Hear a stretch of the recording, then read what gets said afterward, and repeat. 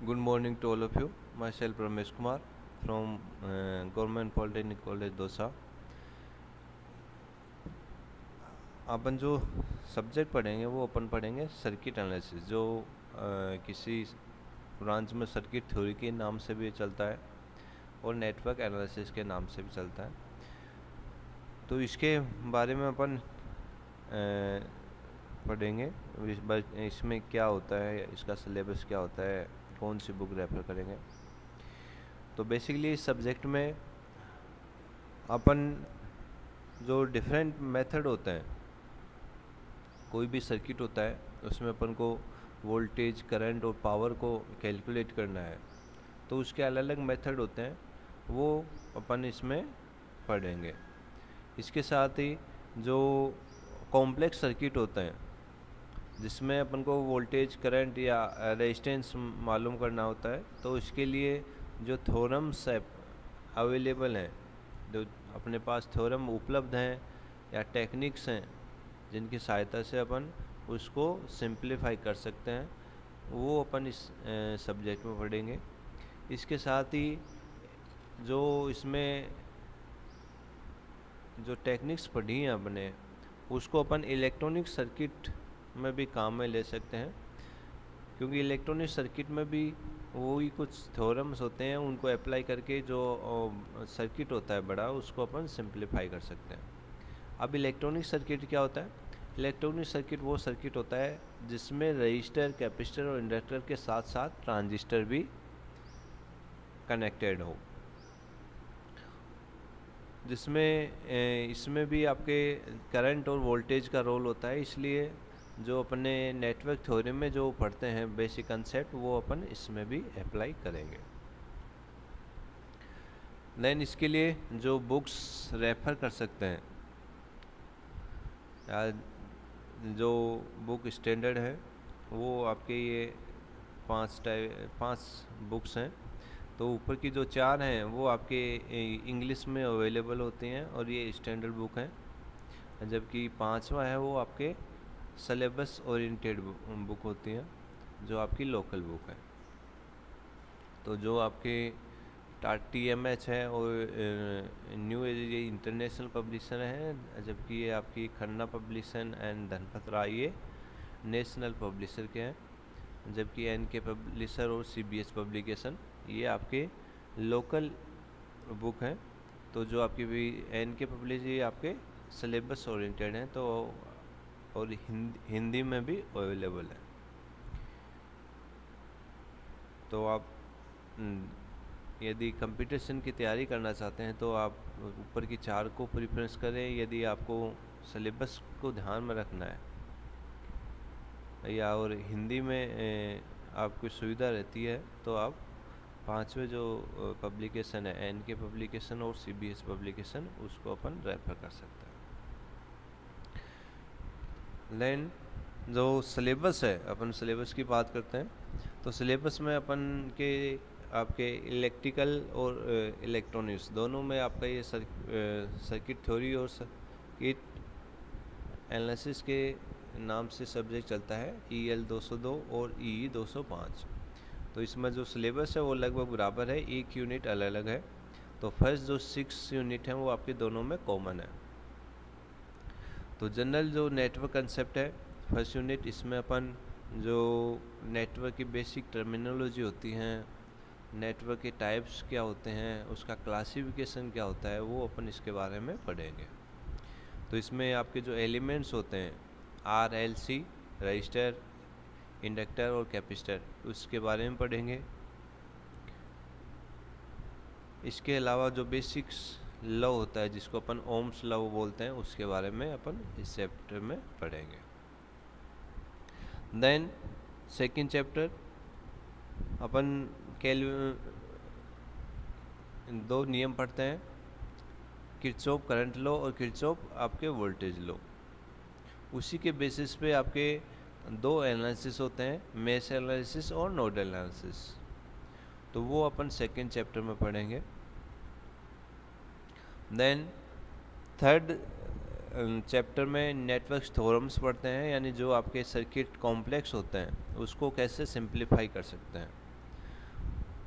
उसको अपन different type की theorems होती हैं, हर हर थ्योरम के अलग अलग एप्लीकेशन होते हैं, वो अपन थर्ड यूनिट में पढ़ेंगे। जो आपके 1, 2, 3 जो यूनिट में पढ़ते हैं वो सारे के सारे टाइम डोमेन में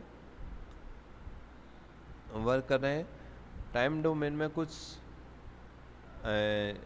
सर्किट होते हैं, उनको अपन सिंप्लीफाई करने में थोड़ी दिक्कत आती है, तो उसको अपन लाप्लास ट्रांसफॉर्म से फ्रीक्वेंसी डोमेन में कन्वर्ट करते हैं।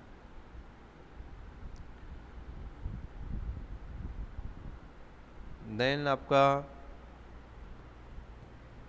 2 पोर्ट नेटवर्क पढ़ते हैं। इसमें आपके 2 पोर्ट नेटवर्क पैरामीटर पढ़ते हैं, जैसे आपके Z, Y, ABCD पैरामीटर और आपके H पैरामीटर।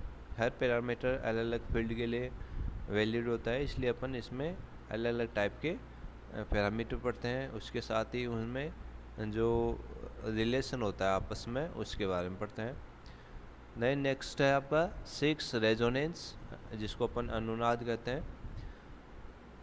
इसमें अपन सीरीज और पैरेलल RLC सर्किट का रेजोनेंस कंडीशन देखते हैं। रेजोनेंस कंडीशन के क्या फ़ायदे होते हैं वो पढ़ेंगे। देन 7 चैप्टर है, वो आपको इलेक्ट्रिकल और इलेक्ट्रॉनिक्स में अलग अलग नाम से है। तो इलेक्ट्रॉनिक्स में ये लाइन फ़िल्टर है, लाइन फ़िल्टर के बारे में पढ़ेंगे।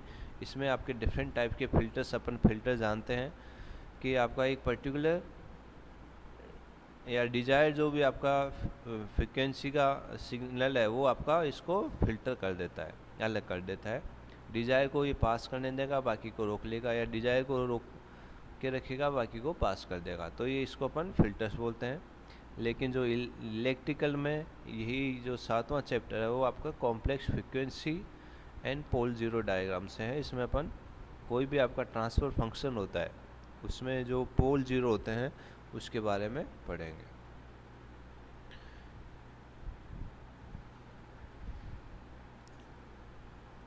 देन आपका ये फर्स्ट यूनिट है जनरल नेटवर्क कंसेप्ट। तो बेसिकली आपका नेटवर्क क्या होता है, नेटवर्क को अपन सर्किट भी बोलते हैं।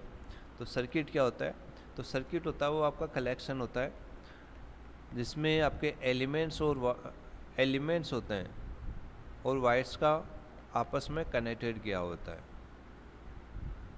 और एक पर्टिकुलर फॉर्म उसमें बनाया होता है। तो एलिमेंट्स होते हैं, एलिमेंट्स में आपके कुछ भी हो सकते हैं, जैसे एलिमेंट्स वो होते हैं जो आपके इलेक्ट्रिकल से संबंधित हो। तो जैसे आपका इसमें रजिस्टर हो सकता है, इंडक्टर हो सकता है, कैपेसिटर हो सकता है, आपका ट्रांजिस्टर हो सकता है। तो इनको अपन वायर से कनेक्ट करके एक पर्टिकुलर फॉर्म बना देंगे, तो उसको अपन सर्किट बोलेंगे। तो यहाँ पे अपन जब भी पेज पे अपन कोई वायर्स बनाएंगे तो इसको अपन स्ट्रेट लाइन से रिप्रेजेंट करता है। तो अभी अपन ने सर्किट एलिमेंट्स पे बात की, तो सर्किट एलिमेंट्स में क्या क्या कनेक्टेड रहेगा या किन को अपन एलिमेंट्स बोलेंगे। तो इसमें एलिमेंट्स रहेंगे, वो रहेंगे आपके register, capacitor, inductor, voltage source हो सकता है, करंट सोर्स हो सकता है, इम्पीडेंस, रिएक्टेंस, इंडक्टेंस और कैपेसिटेंस आपके ये हो सकते हैं, इलेक्ट्रिक एनर्जी सोर्स हो सकता है। इनको अपन इलेक्ट्रिकल पैरामीटर को सोल्व करने के लिए अपन काम में लेते हैं। देन जो आपका नेटवर्क पैरामीटर्स हैं या नेटवर्क एलिमेंट्स हैं, इनको अपन अलग अलग कैसे कर सकते हैं या इनका अपन क्लासिफिकेशन कितने टाइप से हो सकता है। तो यहाँ पे जो जनरली आपके 5 टाइप के क्लासिफिकेशन है या 5 टाइप के एलिमेंट्स होते हैं।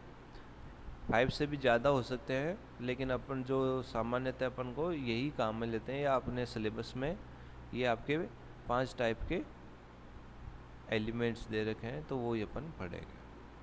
तो फर्स्ट जो टाइप है एक्टिव और passive elements, second linear non linear, unilateral and bilateral elements, then fourth है आपका lumped and distributed elements, time variant and time invariant elements.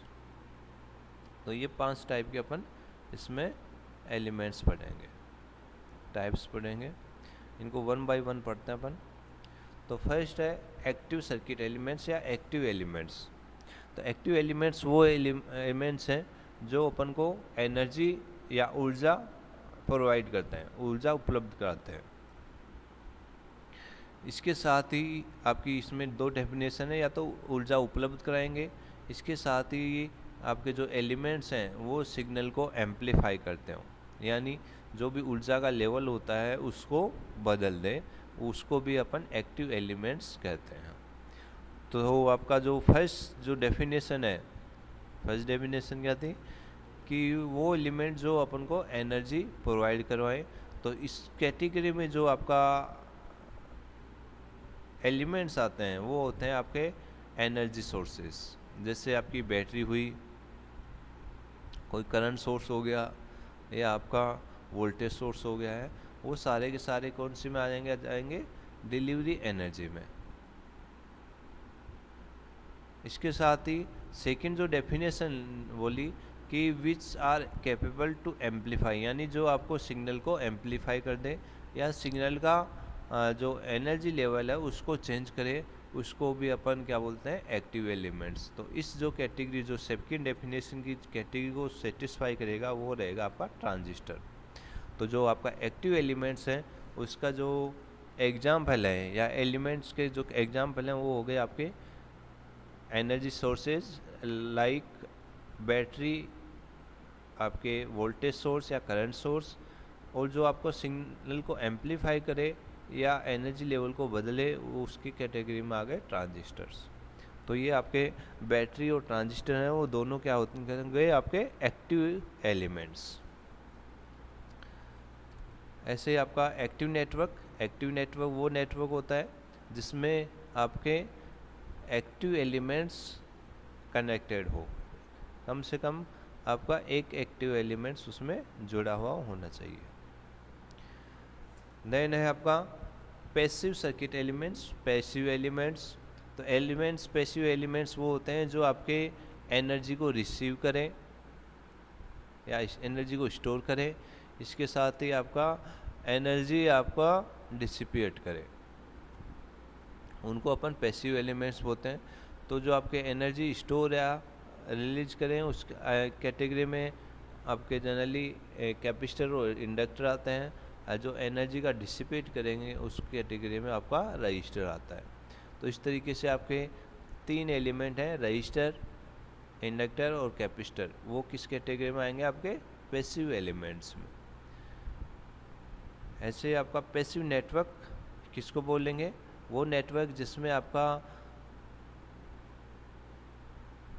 Passive elements जुड़े हुए हो, उसमें कोई भी आपका एक्टिव एलिमेंट्स प्रेजेंट नहीं होना चाहिए।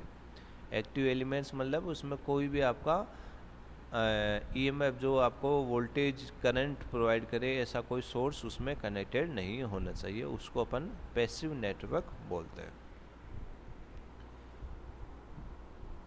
देन आपका जो क्लासिफिकेशन है नेक्स्ट लीनियर नॉन लीनियर, तो उसमें नेक्स्ट है लीनियर सर्किट एलिमेंट्स।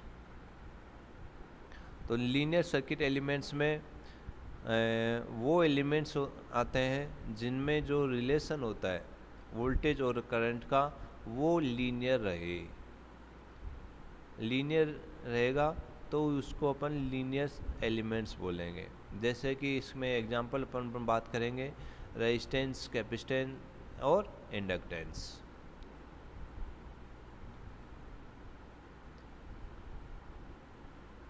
यहाँ पे नीचे आपका जो डायग्राम में देखिए, इसमें रजिस्टर और इंडक्टर जुड़ा हुआ है, इसके साथ में आपका एक वोल्टेज सोर्स लगा हुआ है जिसमें से आपकी करंट फ्लो हो रही है आई।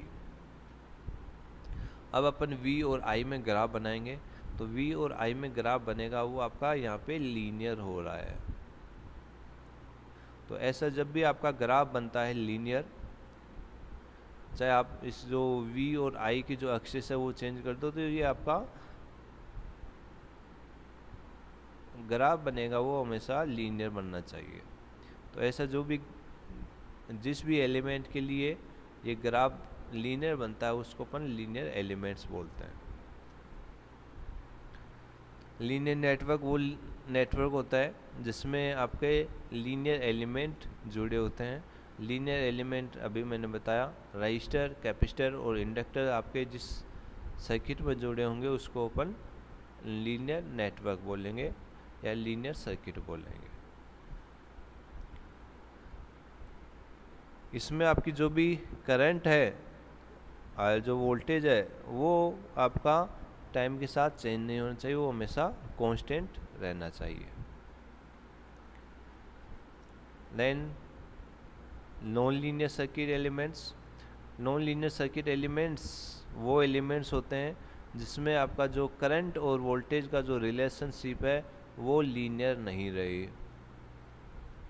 इसमें जो आपकी एग्जाम्पल आते हैं वो आपके आते हैं ट्रांजिस्टर्स, वैक्यूम ट्यूब्स और सेमीकंडक्टर डिवाइसेस, जैसे आपके SCR हुआ, IGBT हुआ। इसके अलावा आपका iron core inductors and transformer, ये सारे के सारे नॉन लीनियर एलिमेंट्स होते हैं। तो ये जो आपके नॉन लीनियर एलिमेंट्स होते हैं वो आपको जो ओम्स लॉ होता है उसको फॉलो नहीं करते हैं, क्योंकि ओम्स लॉ होता है वो आपका लीनियर एलिमेंट के लिए होता है। इसमें ओम्स लॉ में वोल्टेज हमेशा करंट को फॉलो करता है या करंट वोल्टेज को फॉलो करता है, लेकिन नॉन लीनियर में वोल्टेज और करंट आपस में एक दूसरे को फॉलो नहीं करते हैं। इसलिए अपन ये भी बोल सकते हैं नॉन लीनियर एलिमेंट्स होते हैं वो ओम्स लॉ को सेटिस्फाई नहीं करते हैं। तो ये आपका एक एग्जांपल है जिसमें V और I, जो आपका वोल्टेज सोर्स है वो आपका V वोल्टेज है, ये आपका करंट आपको I उपलब्ध करा रहा है। बाहर अपन ने एक डायोड लगा दिया है। अब इस डायोड के एक्रॉस अपन वोल्टेज और करंट में ग्राफ बनाएंगे तो आपका इस टाइप से ग्राफ बनेगा। तो इनिशियली आपका ये अपन देखते हैं जो आपका कर्व है जहाँ से ये बेंड हो रहा है उससे पहले तो आपका वोल्टेज है वो करंट को फॉलो कर रहा है, लेकिन उसके बाद में ये आपका वोल्टेज करंट को फॉलो नहीं कर रहा है, क्योंकि उसके बाद में जैसे वोल्टेज थोड़ा सा बढ़ाओगे करंट बहुत ज़्यादा मात्रा में बढ़ रहा है। तो अपन ये बोल सकते हैं आपका ये V और I में नॉन लीनियर रिलेशनशिप है। इस टाइप का जो ग्राफ होता है इसको अपन पैराबोला ग्राफ बोलते हैं। तो पैराबोला ग्राफ होता है वो आपका लीनियर नहीं होता है, वो नॉन लीनियर होता है, इसलिए इसको अपन नॉन लीनियर एलिमेंट्स बोलते हैं। नेक्स्ट जो क्लासिफिकेशन होता है यूनिलेटरल एंड बाइलेटरल। तो आपका यहाँ पे नाम से पता चला यूनिलेटरल का मतलब होता है एक और बाइलेटरल का मतलब होता है दो। तो यहाँ पे यूनिलेटरल सर्किट एलिमेंट्स वो एलिमेंट्स होते हैं जिसमें करंट की डायरेक्शन होती है वो एक ही साइड हो।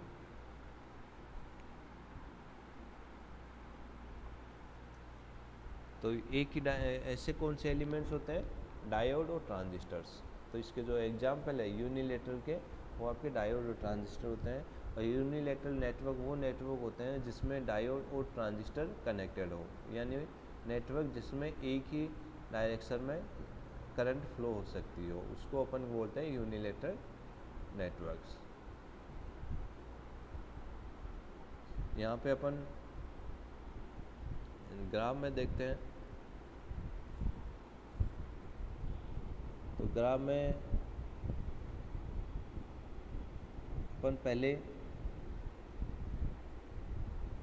एक ये सर्किट बना हुआ है, इसमें दो वोल्टेज सोर्स लगे हुए हैं। एक आपका ये वोल्टेज सोर्स लगा हुआ है, एक आपका ये वोल्टेज सोर्स लगा हुआ है। इसके साथ ही दो आपके स्विच लगे हुए हैं, एक ये स्विच लगा हुआ है और एक आपका ये स्विच लगा हुआ है। तो दो स्विच लगे हुए हैं। वोल्टेज जो बैटरी लगी हुई है दोनों का वोल्टेज आपका सेम रहेगा। इसमें से करंट आपकी आई फ्लो हो रही है और बाहर आपका जो सर्किट में अपन एक यूनिलेटरल एलिमेंट्स जोड़ देते हैं। और ये यूनिलेटरल कौन सा एलिमेंट्स है? डायोड। डायोड अपन जानते हैं ये डायोड आपका 2 बाइस में काम करता है, फॉरवर्ड बाइस और रिवर्स बाइस। तो फॉरवर्ड वाइस के लिए अपन इसमें जो स्विच है उसमें से एक ही स्विच को अपन काम में लेंगे। तो फॉरवर्ड वाइस में अपन इस स्विच को इस वोल्टेज स्विच सोर्स और स्विच को काम में लेते हैं। तो यहाँ पे फॉरवर्ड वाइस में क्या होगा, ये आपका जो डायोड है उसका ये टर्मिनल आपका पॉजिटिव है और ये आपका नेगेटिव है। तो बैटरी का पॉजिटिव है वो डायोड के पॉजिटिव से कनेक्टेड है और नेगेटिव है वो आपका नेगेटिव से कनेक्टेड है। तो डायोड क्या हो जाएगी, फॉरवर्ड वाइस। तो फॉरवर्ड वाइस होगी तो डायोड में करंट होगी वो आपकी धीरे धीरे इंक्रीज होगी, फिर सडनली इंक्रीज हो जाएगी। तो जो आपका ये जो ग्राफ बनता है ये आपका फॉरवर्ड का है।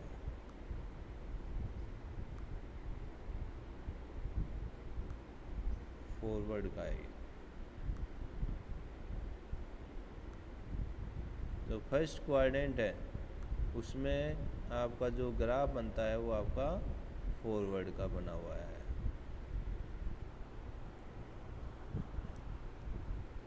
नेक्स्ट अपन इसका केस देखते हैं।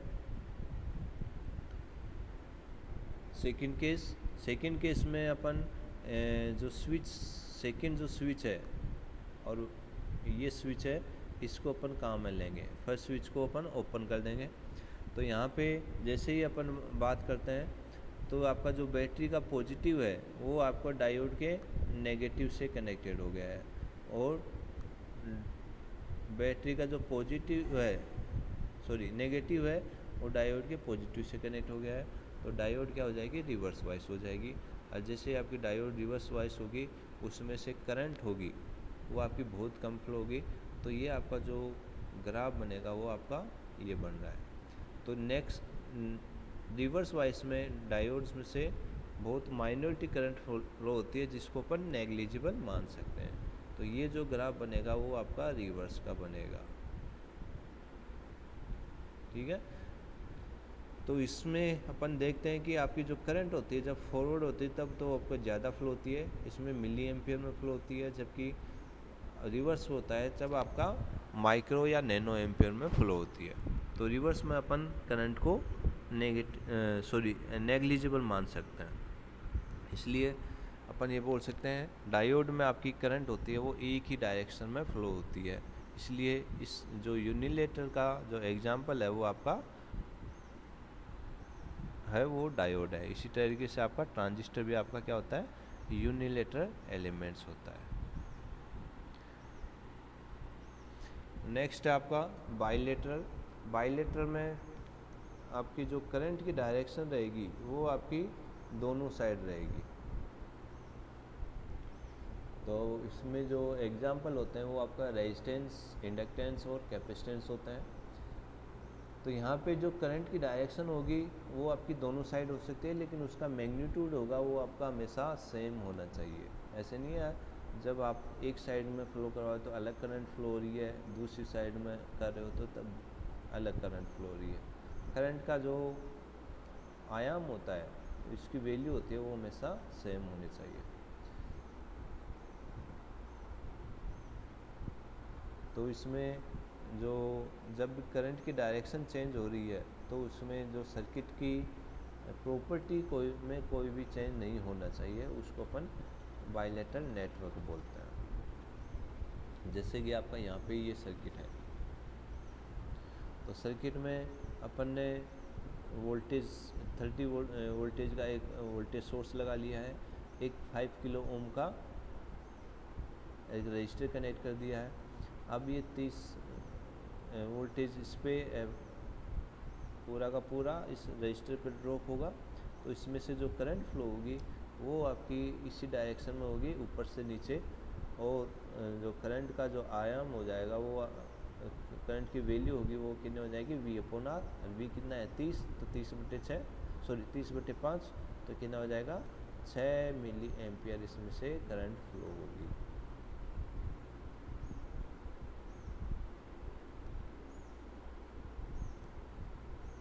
और करंट की डायरेक्शन ये रहेगी। अब मैं क्या करता हूँ, जो भी आपका ये वोल्टेज सोर्स है इसके डायरेक्शन चेंज कर देता हूँ, तो इधर आपका नेगेटिव हो गया है और इधर आपका ये पॉजिटिव हो गया है। ठीक है, तो जो हम जानते हैं करंट हमेशा पॉजिटिव डायरेक्शन से निकलती है, तो आपकी करंट आपकी इधर से निकलेगी और करंट आपकी अब जो रजिस्टर होता है उसमें से करंट इस साइड से फ्लो होगी।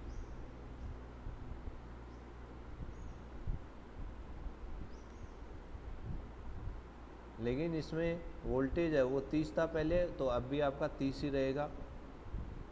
रजिस्टर की वैल्यू है वो आपकी 5 थी पहले, तो अभी भी 5 रहेगी। तो इसमें से जो करंट फ्लो होगी वो भी आपकी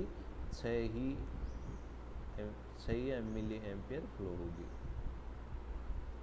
तो यहाँ पे देखते हैं कि आपकी करंट की दिशा चेंज हो रही है, लेकिन उसकी जो आयाम है उसका मान है वो हमेशा फिक्स रहेगा। तो इस तरीके से कोई भी आपकी करंट की डायरेक्शन चेंज हो सकती है, लेकिन उसका मान है वो हमेशा फिक्स होना चाहिए। यदि करंट की डायरेक्शन दोनों साइड होती है तो उसको अपन बाइलेटरल एलिमेंट्स बोलते हैं। इसका एग्जांपल रजिस्टर, इंडक्टेंस और कैपेसिटेंस होता है। देन आपका lumped network elements. Lumped network elements वो एलिमेंट्स होते हैं जिसको अपन सेपरेट कर सकते हैं। जैसे कि आपके घर में अपन बात करें, घर की बात करें तो अपन देखेंगे कि आपके इसमें बहुत सारे एलिमेंट्स जुड़े हुए हैं। जैसे कि आपका पंखा होता है, उसमें फ्रीज होता है और बल्ब होता है। वो सारे के सारे एलिमेंट्स हों वो आपके इलेक्ट्रिक सर्किट से जुड़े हुए हैं। अब अपन बात करते हैं उनको अपन क्या अलग अलग कर सकते हैं? हाँ, अलग अलग कर सकते हैं। पंखे को अपन अलग कर सकते हैं, ऐसे आपका बल्ब को अलग कर सकते हैं, फ्रिज को अलग कर सकते हैं। इसी तरीके से कोई भी आपका सर्किट है उसमें RLC आपका जुड़ा हुआ है, उसको अपन अलग अलग कर सकते हैं, तो उसको अपन क्या बोलेंगे? लम्प्ड एलिमेंट्स बोलेंगे। Physical dimension of the circuit are such that voltage across and current through a conductor connecting elements does not vary। यानी जो भी आपका करंट फ्लो हो रहा है वो हमेशा फिक्स होना चाहिए, कांस्टेंट होना, वो चेंज नहीं होना चाहिए। आप जहाँ पे जैसे अपन करंट की बात करते हैं तो करंट होगा वो आपका किसी नोड के बाद में आपका चेंज हो सकता है, लेकिन एक लाइन में बात करेंगे, जैसे ये आपकी लाइन चल रही है,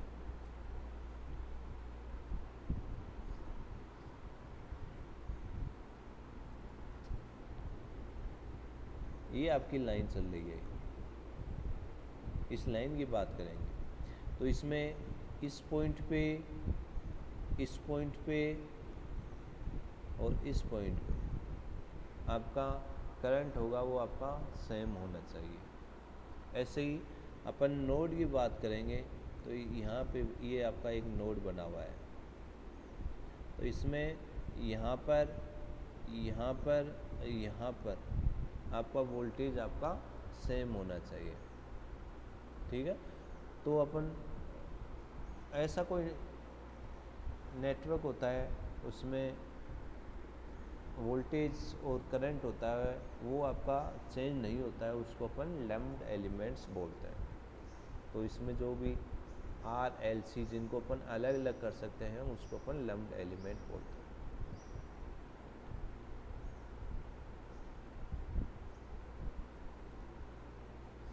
distributed circuit elements. Distributed circuit elements वो एलिमेंट्स होते हैं जिनको अपन अलग अलग नहीं कर सकते हैं। जैसे कि अपन घर में वायरिंग देखते हैं तो वायरिंग को अपन अलग अलग नहीं कर सकते हैं, क्योंकि पूरा का पूरा वायर है वो आपका बिछा हुआ है। तो इसका जो एग्जाम्पल होता है वो अपन ट्रांसमिशन लाइन की बात करेंगे। ट्रांसमिशन लाइन होता है उसमें जो भी इसकी रजिस्टर होता है ट्रांसमिशन लाइन का या उसका कैपेसिटर होता है वो एक पर्टिकुलर पॉइंट पे नहीं होता है, वो पूरी की पूरी लाइन का होता है। इसलिए इसके हर पॉइंट पे इसका वोल्टेज वैल्यू और करंट वैल्यू अलग अलग रहेगी। इसलिए इस डायग्राम में देखिए, इसमें जो भी आर की वैल्यू है वो डेल आर से रिप्रेजेंट कर रही है। तो डेल आर क्या है, छोटी सी लेंथ का आपका रजिस्टर है। ऐसे ही छोटी सी लेंथ का आपका ये इंडक्टर है। तो ट्रांसमिशन लाइन्स होता है वो इसका एक एग्जांपल होता है। इसमें भी आपका इंडक्टर, रजिस्टर और कैपेसिटर होते हैं, लेकिन ये पूरी की पूरी लाइन में डिस्ट्रीब्यूट होते हैं। अपन इसकी एग्जांपल देखते हैं। तो अपन एक आइसक्रीम की बात करते हैं। तो आइसक्रीम में अपन बात करेंगे कि उसके ऊपर जो चॉकलेट होती है उसको अपन आइसक्रीम से अलग कर सकते हैं। तो जो चॉकलेट हो गई वो आपका क्या हो गया, लम्प्ड एलिमेंट्स हो गया है। अब अपन चॉकलेट में मीठे की बात करते हैं। तो मीठा क्या होता है, ऊपर से लेकर के नीचे तक डिस्ट्रीब्यूट हुआ हो रहा है। तो चीनी की बात करेंगे तो वो क्या हो गया, आपका डिस्ट्रीब्यूटेड एलिमेंट्स हो गया है, क्योंकि वो अंदर वो क्या है, डिस्ट्रीब्यूटेड हो रखा है, उसको अपन अलग नहीं कर सकते। इस तरीके से डिस्ट्रीब्यूटेड एलिमेंट्स और लम्प्ड एलिमेंट्स होते हैं, वो आपस में एक दूसरे से रिलेटेड होते हैं, लेकिन उनका बस अलग अलग करने का तरीके के अनुसार इनको अपन अलग अलग बोल सकते हैं। देन आपका टाइम वेरिएंट और टाइम इनवेरिएंट सिस्टम एलिमेंट्स। तो टाइम वेरिएंट और टाइम इनवेरिएंट्स को अपन देखते हैं कि टाइम इनवेरिएंट वो एलिमेंट्स होते हैं जो टाइम के साथ चेंज नहीं होते हैं, वो वेरी नहीं होते हैं। और टाइम इनवेरिएंट वो होते हैं, टाइम वेरिएंट वो होते हैं जो टाइम के साथ चेंज हो जाते हैं। जैसे कि अपन बात करते हैं, यहाँ पे एग्जांपल में देखिए, ये आपके एक वोल्टेज सोर्स लगा हुआ है, ठीक है। वोल्टेज सोर्स से एक इसका जो वोल्टेज का मान है वो आपका VS है, इसमें से जो करंट का मान है वो आपका I रहेगा। इसको कनेक्ट करेंगे, इसको मैं ओपन रखता हूँ, ओपन रखूँगा तो ये वोल्टेज है वो आपका हमेशा फिक्स रहेगा, कांस्टेंट हो जाएगा। तो इसमें टाइम मैं अभी 1 सेकेंड के बाद में या 5 सेकेंड के बाद में या 1 घंटे बाद में देखता हूँ तो इसका वोल्टेज हमेशा कांस्टेंट रह रहा है। तो ये टाइम के साथ वेरी नहीं कर रहा है, तो इसको अपन बोलेंगे टाइम इनवेरिएंट एलिमेंट्स। ऐसे आपके कोई सर्किट है जिसमें आपका वोल्टेज और I, उसमें अपन करंट ग्राफ बनाते हैं। तो आपका t=t1 टाइम पे, t=t1 टाइम पर आपका ये ग्राफ बन रहा था। उसको कुछ देर काम में लिया तो t=t2 टाइम पे आपका ये दूसरा ग्राफ बन गया है, यानी जो इसमें रिलेशनशिप थी वो आपकी चेंज हो गई है। तो जैसे जो आपका एलिमेंट्स होते हैं जो आपके टाइम के साथ वेरी करते हैं उसको अपन टाइम वेरिएंट एलिमेंट्स बोलते हैं, और जो टाइम के साथ चेंज नहीं होते हैं उसको अपन टाइम इनवेरिएंट एलिमेंट्स बोलते हैं। तो इस टाइप से आपके जो भी पैरामीटर थे, एलिमेंट्स थे, वो उनका क्लासिफिकेशन अपने पढ़ा। नेक्स्ट क्लास में अपन जो इसमें बेसिकली काम में लेते हैं टर्मिनोलॉजी, वोल्टेज, करंट, चार्ज, इसके बारे में पढ़ेंगे, जो आपका आगे के लिए ज़रूरी है, क्योंकि ये आप पढ़ चुके हैं वैसे 10th क्लास में, लेकिन एक बार आपको रिवाइज होना ज़रूरी है, तभी अपन आगे ढंग से बढ़ पाएंगे। Okay, thank you.